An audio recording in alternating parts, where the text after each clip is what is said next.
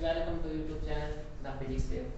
देखिए आज का जो हमारा टॉपिक है वो है मोमेंटम।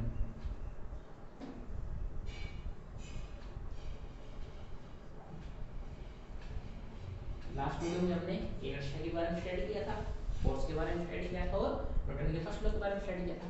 आज हम बात करेंगे मोमेंटम की और वहां से फिर न्यूटन के सेकंड लॉ की और कुछ न्यूमेरिकल्स। ठीक है, तो इनर्शिया किस मोमेंटम किसको कहते हैं? देखिए मोमेंटम है एक क्वांटिटी है, means momentum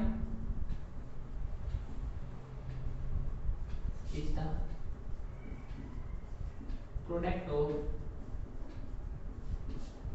product of mass and velocity of the object। ये मोमेंटम क्या है? प्रोडक्ट है मास और वेलोसिटी का, and it is represented by P। ठीक है, और ऊपर क्या लगाएंगे हम? वेक्टर। ठीक, हम ऊपर क्या यूज कर रहे हैं? Vector quantity. क्यों? क्योंकि ये वेक्टर क्वांटिटी है। मोमेंटम कहते हैं वेक्टर क्वांटिटी, इसलिए हमने के ऊपर अप्लाई किया P। तो P का फॉर्मूला क्या हो अपने पास? इसको फैक्टर P यूज कर लेते हैं। चलो फैक्टर P लेते हैं। ठीक है, P क्या हो अपने पास? M into P।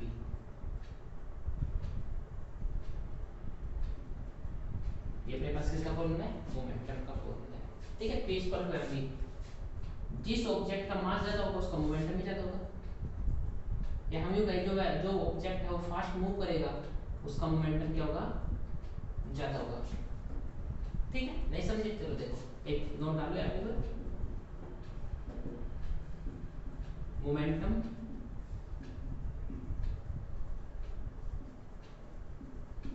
Measure the momentum of object. Momentum of object is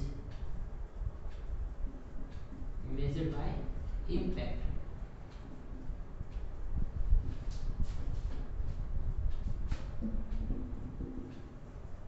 It produces on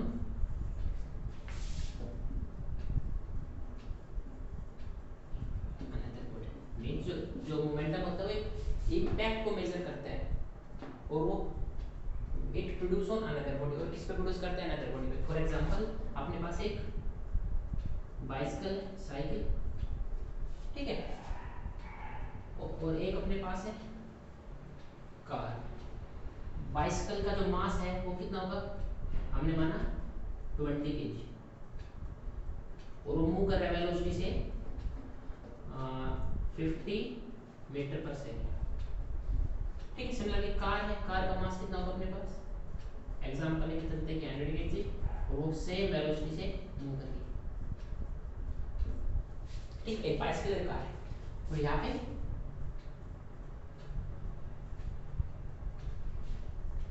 एक पर्सन है जो रोड के ऊपर खड़ा है, और बाइसिकल ने इस पर्सन को हिट किया, सेम कार ने इस पर्सन को हिट किया। क्या होगा इस केस में? इसको क्या होगी? इंजर्ड हो जाएगा, मामूली चोट लगेगी, सिर्फ लग जाएगी गिर पर। लेकिन इस केस में क्या मामूली चोट लगेगी? नहीं, वो ज्यादा इंजर्ड होगा और कैन बी डाइड, मर भी सकता है। ऐसा क्यों हुआ? वेलोसिटी तो दोनों की सेम थी, इसकी 50 थी, इसकी 50 थी, बट इसका जो मोमेंटम है बाइसिकल का, मोमेंटम P क्या होगा इसका? 20 मल्टीप्लाई बाय 50, 1000। और कार का मोमेंटम कितना था?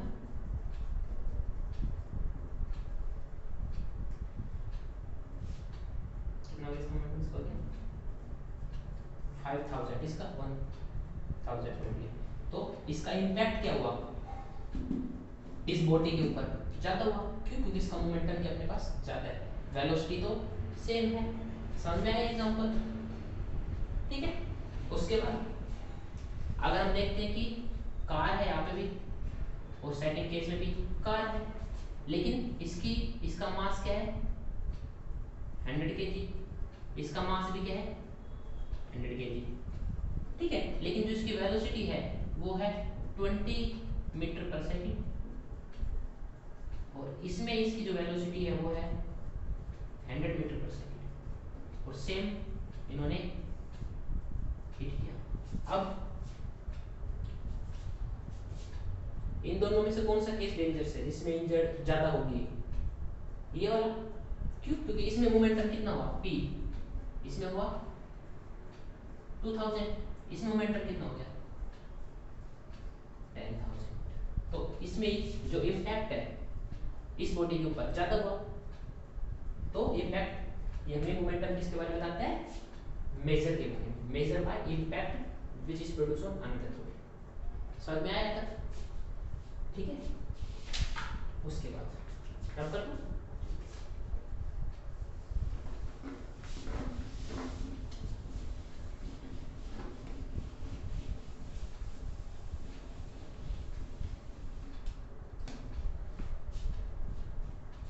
उसके बाद इसकी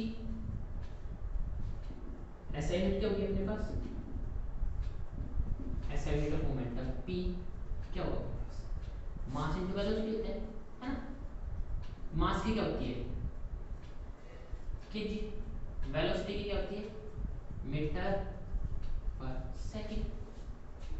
तो अपने पास क्या हो गया kg मीटर सेकंड इनवर्स।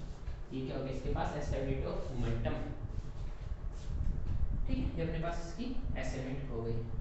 उसके बाद हम इसका एग्जांपल लेते हैं भाई, कि अगर ट्रक है अपने पास,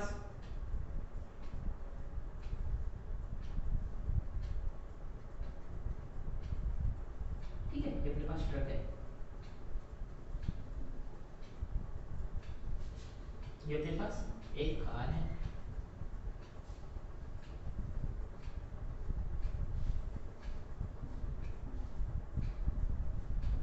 और ये सेम वेलोसिटी है इसके पास v, इसके पास भी v। सपोज करो इसकी वेलोसिटी है 100 किलोमीटर पर आवर, इसकी भी है 100 किलोमीटर पर आवर, ठीक है। अब लेकिन मास क्या है इसका? ज्यादा है। इसका मास कितना होगा? नियरली हम मानते हैं 500 kg, लेकिन इसका मास कितना होगा 100 kg। अगर हमने बोला कि इनका मोमेंटम सेव करना है, इसका ड्राइवर बोलते हैं कि चलो सेम मोमेंटम से दोनों चलेंगे, तो सेम मोमेंटम से चलेंगे, इसको क्या करना पड़ेगा?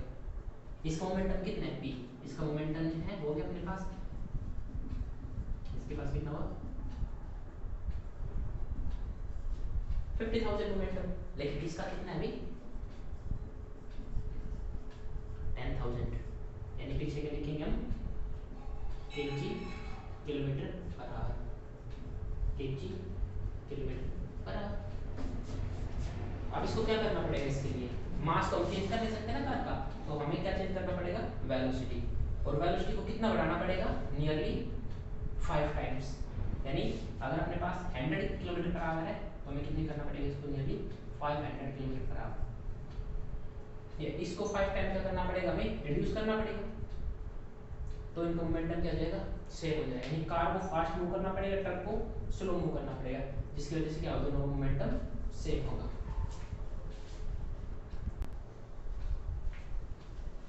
उसके बाद अपने पास आता है सेकंड लॉ, ठीक है, न्यूटन का सेकंड लॉ। सेकंड लॉ की क्या स्टेटमेंट होती है कि the rate of change of momentum of an object is proportional to the applied force. मतलब कि अप्लाइड फोर्स, जो फोर्स है अप्लाई करेंगे वो क्या है? प्रोपोर्शनल है किसके? Rate of change of momentum, यानी change of momentum. Change of momentum मतलब final momentum pf minus initial momentum, तभी तो चेंज होता है, अपॉन में टाइम।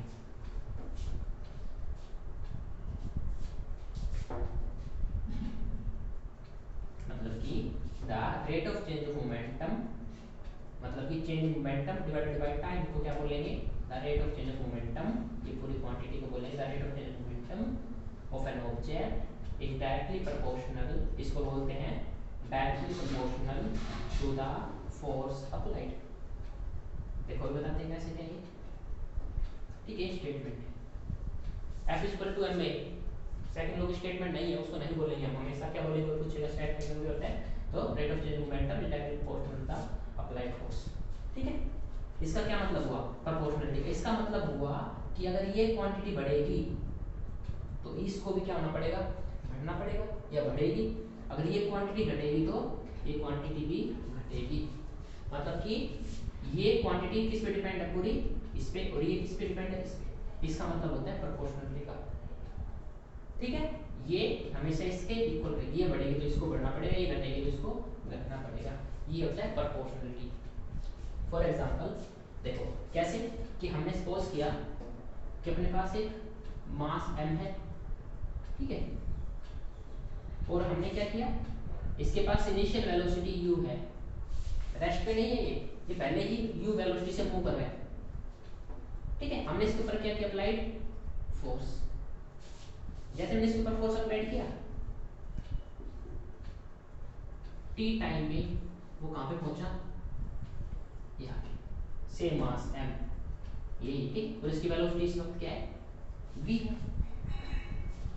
इसका मोमेंटम क्या होगा, initial pi equal to mu, है ना, mu होता है ना, v क्या है यहाँ पे, u का काम कर रही है इनिशियल वेलोसिटी, और pf means final velocity, final momentum क्या हो गया, mv। तो इसका स्टेटमेंट, इसका प्रूफ है, ठीक है, ठीक है। तो कैसे करेंगे, लिखेंगे late m be the mass of object moving with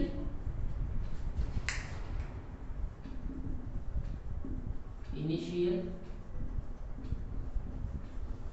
velocity u having momentum, कितना मोमेंटम होगा इसके पास, pi इक्वल टू mu, है ना, u है ये,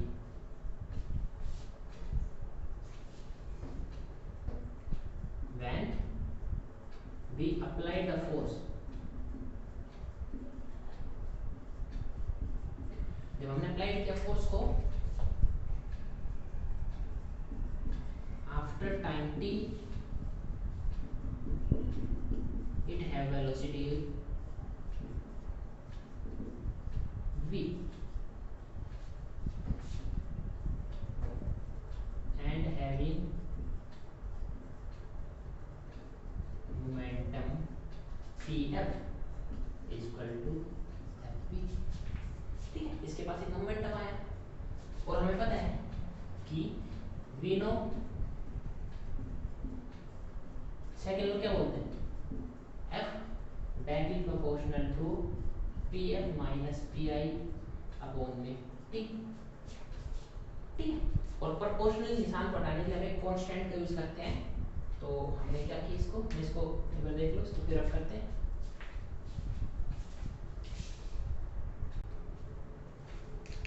इस प्रोपोर्शनलिटी साइन हटाने के लिए हमें कांस्टेंट लेते हैं, तो हम इसको लिखते हैं f equal to k pf minus pi upon में t, ठीक है। अगर हमने जो ये k होता है, ये क्या होता है, k equal to proportionality constant, ठीक है। प्रोपोर्शनलिटी कांस्टेंट होता है और इसकी वैल्यू क्या होती है, 1 होती है। इसकी वैल्यू 1 होगी तो अपने पास जो ये फोर्स आया है, ये क्या है, equal to pf minus pi upon में t, है ना। और pf क्या होता है, mv, pi क्या होता है, mu अपॉन में t। इसको हमने क्या किया, कॉमन लिया, किसको, m को, अंदर क्या बचा, v माइनस u अपॉन में t, और वी नो क्या, v equal to u plus 80 होता है ना, तो v माइनस u अपॉन में t क्या हुआ, a, है ना। तो इसका मतलब ये क्या होगा, पूरी क्वांटिटी a बन गई, तो f क्या हो गया, इक्वल टू एम ए। यहाँ से क्या डेरिवेशन आता है अपने पास कि एफ इक्वल टू क्या होता है एम। ठीक है, ये यहाँ से अपने पास इक्वेशन आती है F equal to M A, और मेन क्या कहाँ से आता है यहाँ से। ये अपने पास क्या है न्यूटन का सेकंड लॉ। ठीक है, ठीक है। अब देखो इसका जो फिजिकल सिग्निफिकेंस है सेकंड लॉ का क्या है। ये जो फोर्स अप्लाइड है हमने इसको रख कर देते हैं इस पूरे को नोटबुक में। ठीक है, ठीक है। अब देखो भाई अपने पास एक ट्रक है, ठीक है,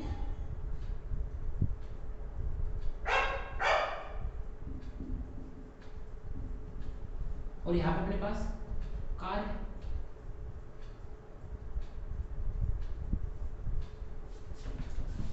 ठीक है, इसका मोमेंटम इनिशियल पी आई, इसका मोमेंटम पी आई। यहाँ पे सपोज करो इसका मोमेंटम होना है पी एफ, इसका मोमेंटम होना है पी एफ। तो सेकंड लॉ क्या बोलते हैं कि rate of change of momentum is directly proportional to the applied force. Rate of change, इसका मोमेंटम ज्यादा होगा क्यों, क्योंकि इसका मास क्या है बहुत ज्यादा है। इसका मोमेंटम कम होगा क्योंकि इसका मास क्या है कम है। अगर दोनों की बात करें कि ये भी सेम वेलोसिटी से मूव कर रहे हैं v1, इसके पास वेलोसिटी क्या है v1, लेकिन मास क्या दोनों के पास ज्यादा है। इसके पास मास ज्यादा है तो इसके पास मोमेंटम भी क्या है बहुत ज्यादा है। और जितना ज्यादा मोमेंटम होगा उतना ही ज्यादा हमें क्या अप्लाई करना पड़ेगा, फोर्स अप्लाई करना पड़ेगा। ये मतलब कि एक तो इसके अंदर मोटर होती है जो फोर्स अप्लाई कर रही है, एक कार के अंदर जो मोटर फिट होती है, किसको ज्यादा वर्क डन करना पड़ेगा, ट्रक वाले को। कौन से ट्रक की मोटर ज्यादा फोर्स लगाएगी या फिर कार की मोटर ज्यादा फोर्स लगाएगी, इंजन। ट्रक का इंजन ज्यादा फोर्स करना पड़ेगा उसको, क्यों, क्योंकि इसका मोमेंटम क्या है, चेंजिंग मोमेंटम क्या है बहुत ज्यादा है, और इसका चेंजिंग मोमेंटम क्या है बहुत कम है।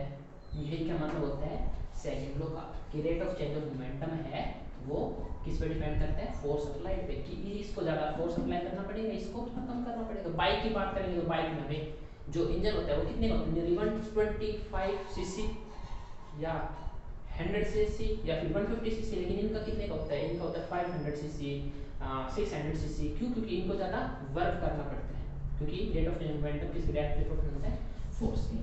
ठीक है, तो अपने पास फॉर्मूला क्या आता है, F equal to m, a क्या है एक्सेलरेशन, m क्या है मास, फोर्स अपने को पता है।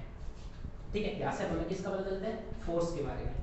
तो यहाँ से यूनिट ऑफ फोर्स क्या हो गई, unit of force, force unit क्या होती है F इक्वल टू m, है ना।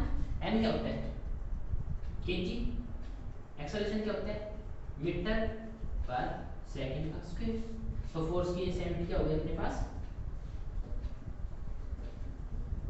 एसएमटी क्या होगी फोर्स की केजी मीटर सेकंड स्क्वायर, है ना, ये एसएमटी हो गई। और फोर्स की जो एब्सोल्यूट यूनिट हम क्या बोलते हैं न्यूटन, क्या बोलते हैं फोर्स की एसआई यूनिट न्यूटन। कि हमने कितना फोर्स अप्लाई किया, कि क्या तो हम ये बोल देंगे 10 केजी मीटर पर सेकंड स्क्वायर, या फिर हम बोलेंगे 10 न्यूटन। ठीक है, तो ये किसकी है, ये न्यूटन है, क्योंकि न्यूटन ने इसके बारे में बताया था तो उसने उसी के नाम पे इसकी फोर्स के हमने यूनिट को रख दिया। फोर्स की यूनिट क्या है, एसआई यूनिट न्यूटन होती है। ठीक है, और इसकी दूसरी यूनिट होती है सीजीएस, स्मॉल यूनिट बोलते हैं। ये होती है फोर्स की सीजीएस क्या हो जाएगी, फोर्स की होती है डायन। ठीक है, क्या होती है डायन।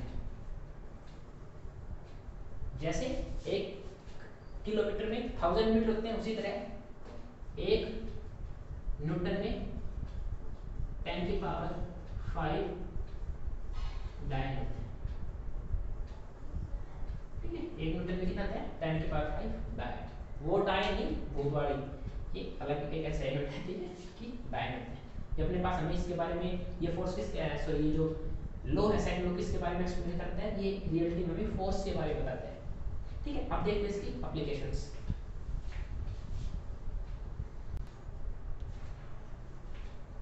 इसका जो फर्स्ट है हमें पता है जो फोर्स होते हैं वो किसके बराबर होता है, change in momentum, rate of changing, ठीक है। अगर ये पूरी क्वांटिटी बढ़ेगी तो ये घटेगी, ठीक है। अब देखो इस पार्ट याद रखना, अगर टाइम इंक्रीज होगा, अगर टाइम बढ़ेगा, अगर अपने पास यहाँ पे मान लेते हैं कुछ क्वांटिटी है 100, ठीक है। अगर टाइम बढ़ेगा, ज़्यादा टाइम होगा तो पूरी क्वांटिटी क्या हो जाएगी, कम होगी, स्मॉल हो जाती है ना। अगर नीचे लार्ज क्वांटिटी से हम डिवाइड करते हैं तो ये पूरी क्वांटिटी क्या हो जाती है, स्मॉल हो जाती है। अगर टाइम इंक्रीज करेंगे तो P F minus P I upon में टी, ये पूरी क्वांटिटी क्या हो जाएगी, स्मॉल, ठीक है। अगर ये क्वांटिटी स्मॉल हुई तो हमें पता है किसके डायरेक्टली प्रोपोर्शनल होती है, फोर्स के, तो हेंस फोर्स जो अप्लाइड होगा वो भी क्या हो जाएगा, स्मॉल होगा। ये बात याद रखना ऑलवेज, ठीक है। इसी का यूज होगा हर जगह। देखो सेकंड लॉ बहुत इंपॉर्टेंट होता है, आगे बताएंगे कैसे। अगर अपने पास टी डिक्रीज है, मतलब टाइम अगर कम है, तो समथिंग अपॉन स्मॉल क्वांटिटी क्या होता है, लार्ज क्वांटिटी देता है हमें, तो P F minus P I upon में टी क्या हो जाएगा अपने पास, लार्ज। अगर ये लार्ज हुआ तो फोर्स में क्या होगा, हेंस जो फोर्स होगा वो क्या होगा, लार्ज, ज्यादा होगा। ये बात याद रखोगी, ठीक है। यानी समथिंग अपॉन स्मॉल तो क्वांटिटी लार्ज हो जाती है, और समथिंग अपॉन लो लार्ज है, समथिंग डिवाइडिंग में कुछ लार्ज क्वांटिटी से किसी को डिवाइड करते हैं तो वो स्मॉल क्वांटिटी बन जाती है। ये तो पता होगा आपको, मैथ में करते हैं, ठीक है। ये समझ में आया। अब देखिए नंबर 1 इसका नंबर 1 केस जो होता है वो होता है कि catching of A ball by cricketer, ठीक है। चलो किसने देखा है मैच, मैच में क्या करते हैं कि जैसे ही बॉल आती है, देखा आपने क्रिकेटर ऐसे हमेशा कैच ऐसे लेते हैं, है ना, वो अपने हाथ को बॉल को ऐसे देख के वो ऐसे पीछे करते हैं। कैसे क्यों करता है वो, बॉल यहाँ पे आई, उसके हाथ में आई, उसके साथ साथ वो उस बॉल को क्या है ऐसे लेके आ रहा है पीछे। ऐसा करने से यहाँ से लेके यहाँ तक का टाइम क्या हुआ, इंक्रीज हुआ। भाई एक तो बॉल को एक पकड़ ले और एक उसको पीछे लेके आए, तो टाइम किस में बढ़ेगा, इंक्रीज किस में टाइम होगा, इस वाली में।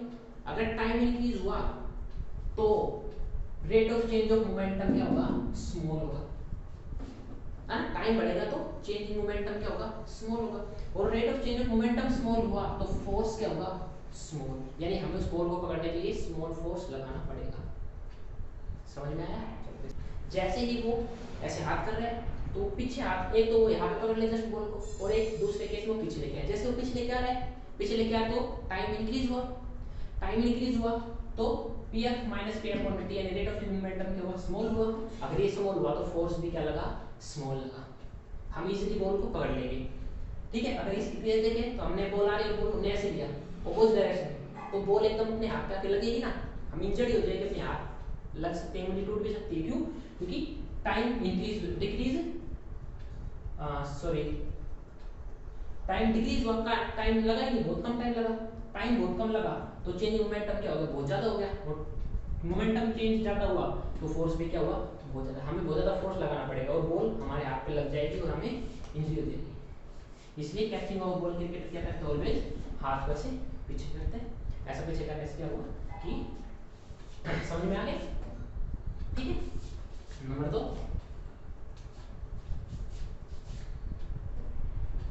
इसमें क्या करता है, टाइम को इंक्रीज करता है,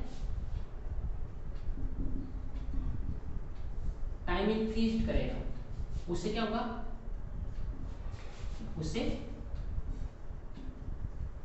rate of change of momentum क्या होगा, डिक्रीज होगा। और rate of change of momentum decrease होगा तो क्या होगा, फोर्स भी क्या होगा, स्मॉल होगा, है ना।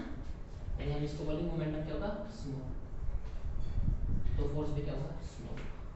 ये बेसिक थिंग है। उसके बाद हम बात करते हैं एक्शन ऑफ ए बॉक्सर।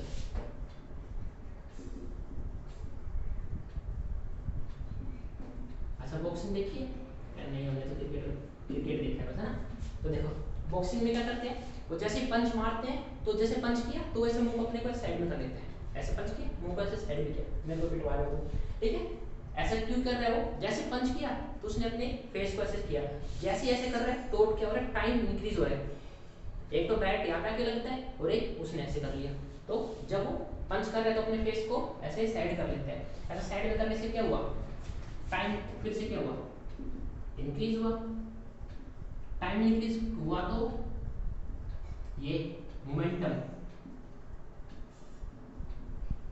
ठीक है, R O C rate of change, R O C rate of change, momentum क्या हुआ, स्मॉल, और ये स्मॉल हुआ तो फोर्स भी क्या हुआ, स्मॉल हुआ, ठीक है। नंबर 3, नंबर 3 क्या था इसका, कि fall of a person on cemented floor और heap of sand, heap of sand मतलब कि रेत का टीला जहाँ पे बहुत ज्यादा रेत हो। देखो ये क्या होगा, अगर वो बंदा सीमेंटेड फ्लोर पे गिरता है तो जैसे ही वो यहाँ पे गिरा, गिरते ही टाइम क्या लगेगा, बहुत स्मॉल, बहुत ज्यादा टाइम कम लगेगा, एकदम गिरेगा वो। और जैसे टाइम कम लगा, सीमेंटेड फ्लोर है, ठीक है, टाइम क्या लगेगा, स्मॉल, यानी कम, टाइम डिक्रीज हुआ तो change in rate of change of momentum क्या हुआ, लार्ज, और rate of change of momentum large हुआ तो फोर्स भी क्या होगा, लार्ज होगा और उसको लग जाएगी बहुत ज्यादा, ठीक है। लेकिन सैंड में गिरेगा तो हमें पता है मिट्टी होती है, अब जैसे मिट्टी में गिरते हैं तो थोड़ा हम नीचे धस जाते हैं मिट्टी के अंदर, है ना, थोड़ा हमें टाइम लगता है कि ऐसे थोड़ा मिट्टी के अंदर थोड़ा जाते हैं स्प्रिंग की तरह। अब उसकी क्या हुआ, टाइम इंक्रीज हो गया, है ना, टाइम इंक्रीज होगा, टाइम इंक्रीज होगा तो मोमेंटम स्मॉल होगा, स्मॉल होगा तो फोर्स भी क्या होगा, कम होगा और हमें कम लगेगी as compare to cemented floor. Similarly bike होती है, बाइक पे जो सस्पेंशन लगे होते हैं जिनको हम बोलते हैं शॉकर्स, वो क्यों लगे होते हैं, जैसे ही हमारी बाइक चल रही है तो जैसे झटका आएगा, है ना, रोड खराब है तो जैसे झटका आया तो वो क्या होगी, बाइक वो जो स्प्रिंग है उसको क्या करती है, टाइम को क्या कर देती है, बढ़ा देती है, वो धीरे धीरे सीट ऐसे आएगी नीचे। अब वो जैसे जैसे नीचे धीरे धीरे आ रही है तो टाइम इंक्रीज हो रहा है, टाइम इंक्रीज हो रहा है तो मोमेंटम स्मॉल, बस मोमेंटम स्मॉल हो तो हमें फोर्स कम लगा, हमें लगेगी नहीं। सिमिलरली जो सीट जो बाइक पे जो सीट होती है वो गद्देदार होती है ना, फोम टाइप की, क्यों होती है कि जैसे ही झटका आएगा कि वो जो फोम है तो हम थोड़े नीचे होंगे, ऊपर होंगे, मिट्टी वाला काम, तो टाइम इंक्रीज हो जाएगा, टाइम इंक्रीज होगा, टाइम इंक्रीज होने से rate of change momentum small होगा और हमें फोर्स भी कम लगेगा। हाँ अदरवाइज कभी बाइक साइकिल के ऊपर बैठे ना, साइकिल पे जो पीछे बैठते हैं उनसे पूछना क्या होता है झटके के अंदर, है ना, क्यों, क्योंकि वहाँ पे तो फोम होती नहीं है, लेकिन जो ऊपर बैठा होता है सीट पे, इस पे तो क्या कहते हैं स्प्रिंग लगी होती है, उसको तो कुछ ज़्यादा फील होता नहीं, लेकिन पीछे वाले का आगे लगता है, क्यों, क्योंकि वहाँ पे ना तो कोई शॉकर होता है और ना कोई गद्दे होते हैं तो जैसे वो लगती है, क्यों, क्योंकि वहाँ पे टाइम क्या जाता है, बहुत कम होता है, टाइम कम होने से मोमेंटम चेंज ज़्यादा हुआ और फोर्स भी क्या हो गया, बहुत ज़्यादा हो गया। तो ये अपने पास क्या हो गया, इसका न्यूटन का सेकंड लॉ, ठीक। अब हम इसके ऊपर न्यूमेरिकल्स लेते हैं। न्यूमेरिकल जो वन है वो होते हैं कि अपने पास एक बॉक्स है, ठीक है, जिसका मास कितना है 30 kg, ठीक है, और मैंने इसके ऊपर क्या लगाया, फोर्स अप्लाई किया, कितना फोर्स अप्लाई किया, मैंने इसके ऊपर फोर्स अप्लाई किया 60 न्यूटन, ठीक है, और इसका मास कितना अपने पास 30 kg, तो एक्सेलरेशन क्या होगा, तो इसके अंदर कितना एक्सेलरेशन प्रोड्यूस होगा, कैसे करेंगे इसको, हमें पता है फॉर्मूला फोर्स का, हमेशा एक फॉर्मूला याद रखना, F equal to ma, F equal to ma, तो हमें क्या निकालना है एक्सेलरेशन, एक्सेलरेशन क्या होगा F अपॉन में m, F क्या होगा अपने पास 60 न्यूटन, ये क्या होगा अपने पास 30 kg, तो एक्सेलरेशन क्या है अपने पास 20, पीछे क्या लिखेंगे हम मीटर सेकंड स्क्वायर, ये हमेशा याद रखना है पीछे की यूनिट मीटर पर सेकंड स्क्वायर। ठीक है, अब इसी में बोला है कि what will be the acceleration. Acceleration क्या होगा इफ मास क्या कर दे हाफ। मास को अगर हम हाफ कर दे तो एक्सेलरेशन कितना होगा, मास को हाफ करना मतलब मास कितना होगा यहाँ पे 15 kg। तो अपने पास एक्सेलरेशन क्या हुआ F/m। F कितना हुआ अपने पास 60, ये कितना हुआ अपने पास 15, यहाँ पे कितना आ गया सॉरी 2 आया ना यहाँ पे, कितना गया 4 मीटर पर सेकंड स्क्वायर। मतलब कि अगर हमने मास को हाफ किया तो एक्सेलरेशन कितना हो गया डबल। पहले मास था वो तो एक्सेलरेशन 2 आया, मास को हाफ किया तो एक्सेलरेशन कितना है अपने पास 4 आया। ठीक है, उसके बाद इसी तरह के न्यूमेरिकल्स कि ये बॉक्स है, ठीक है, या ये बॉडी मूविंग विद 30 मीटर पर second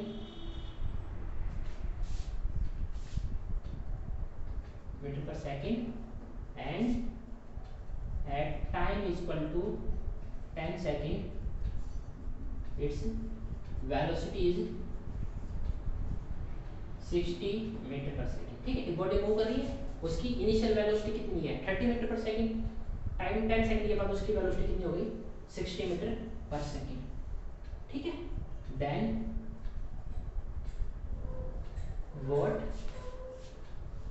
is the force applied.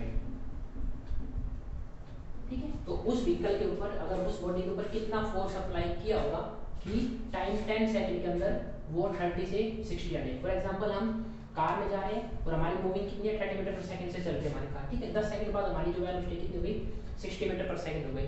तो इस 10 सेकंड में हमारा जो कार का इंजन है, इंजन ने कितना काम किया, कितना फोर्स उसके ऊपर लगाया, काम ने कितना फोर्स उसके ऊपर अप्लाई किया वो बताना है। ठीक है, तो हमें तो फोर्स निकालना है, हमें तो पता है फोर्स क्या होता है एम।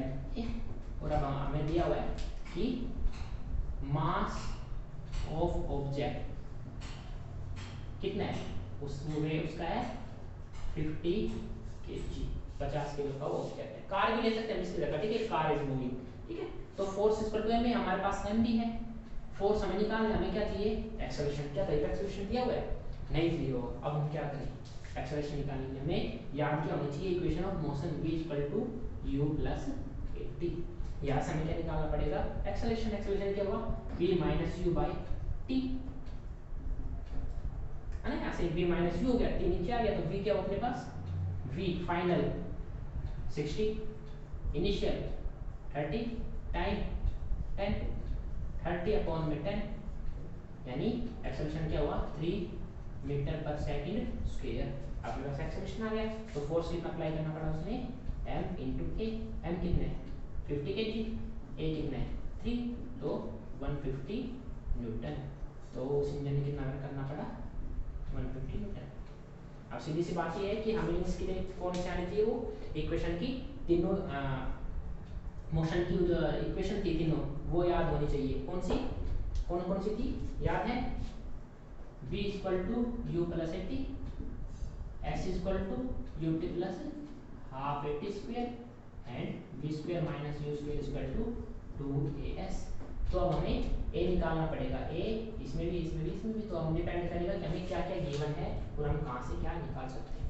ठीक है, अगर हमें डिस्टेंस दिया होता तो हम इन दोनों में से कुछ फॉर्मूला पुट करके एक्सेलरेशन निकालते, एक्सेलरेशन क्वांटिटी पुट कर देते, यहाँ पे हमारे पास क्या रहता फोर्स। तो इस तरह के न्यूमेरिकल देख लेना। ठीक है, थैंक यू।